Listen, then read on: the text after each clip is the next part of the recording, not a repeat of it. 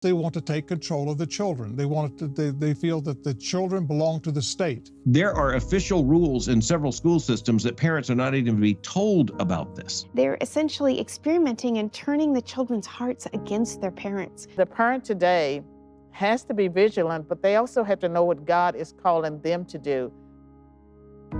It seems to be the increasing theme that the government wants to step between parents and their kids. And we heard some politicians say things like, it really takes a village, and that gets, they double down and then say, well, we've got to get past this private idea thing that children belong to their parents and recognize that children belong to all of us in the community.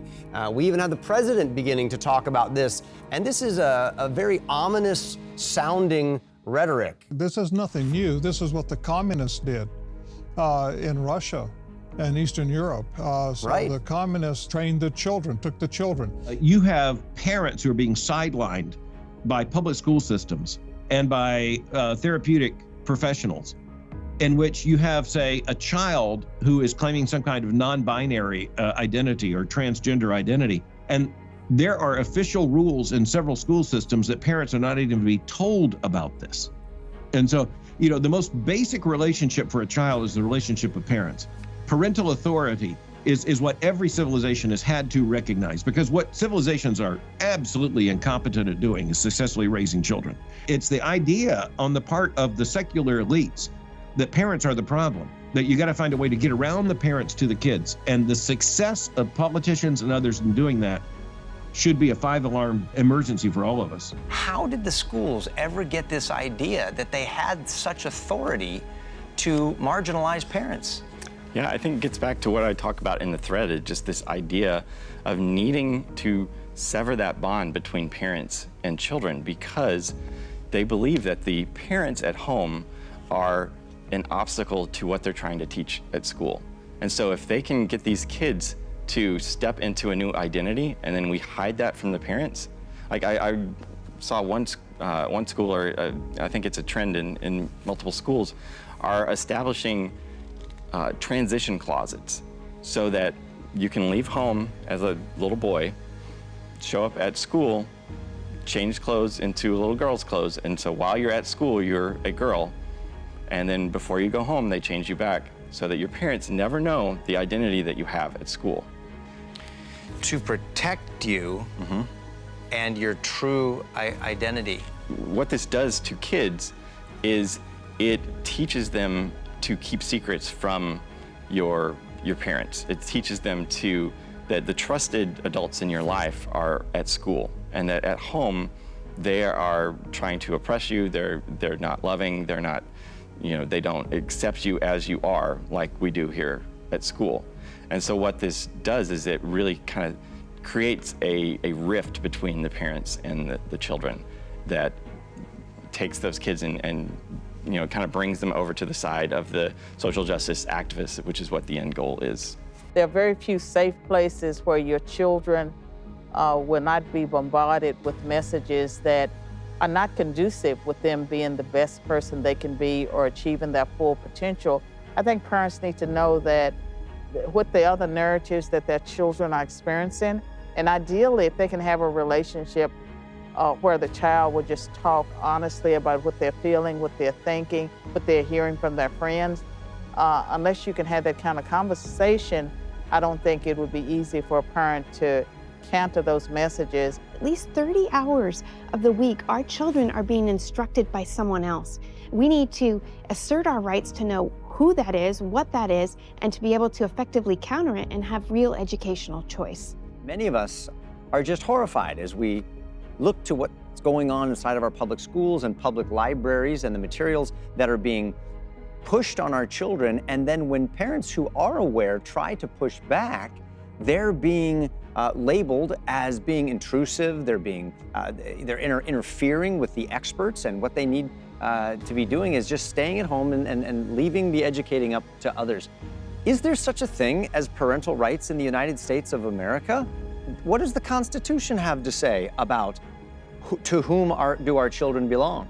The Constitution has a lot to say about it, as does federal law and state statutes. So just to remember, we have the Constitution, which is the highest law of the land at the federal level. And then we have also federal statutes, federal laws that Congress has passed that are also designed to protect student rights and parents' rights. And then in the states, we have additional covering and protection. We have a state constitution that protects these types of rights, and we also have state statutes that protect those rights. And then even under that, we have school board policies that can be enforced. So if a policy is being violated by the government, we have the right to seek enforcement of that. Awareness is like the beginning. Parents can exercise their voice, they can move their children, and if the resources are there, I think it's important for parents who can afford to do so to choose the homeschooling option. And I think the best thing a parent can do is to have a conversation with their children about what they are hearing. Here's the way we change this, Kirk. It's who you vote for. And I think we just have to recognize our votes are important. Churches need to have Christian men and women running for school boards. And we need the majority of the school boards to be Christians. And so that when an atheist or a communist is on the school board, they want to have a pornographic book, or if they want to have promote sex change for young people, to have the school board say, no, we're not going to go along with that. And we're not going to support that. And so let's have a vote. Well, there's more of us now than there's of you, so the Christians win. Many countries and all Western democracies around the world protect the rights of free speech and religious freedom. Those protections are on paper, but they're not worth the paper they're written on if the average citizen doesn't stand up and insist on truth and insist on enforcing those rights. Kristen, on a practical level, what can parents ask the teachers and those who are leading their kids' school or church or whatever it is where they're seeing these problems?